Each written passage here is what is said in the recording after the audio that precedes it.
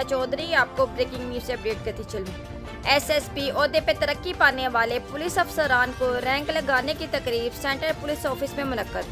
IG Punjab Rauf सरदार अली खान और additional IG establishment Ali आमर मलिक ने प्रमोट होने वाले अफसरान खालिद सईद महमदानी, सुहेब अशरफ, आतिफ नज़ीर, मोहम्मद आदिल मेमन, अख्तर फारूक, फैसल शहजाद को एसएसपी ओहदे पे रैंक लगाए।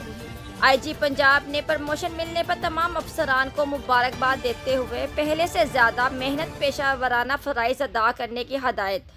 पुलिस का तखस्सुस बेहतर बनाने में सुपरवाइजिंग अफसरान का किरदार कलीद है।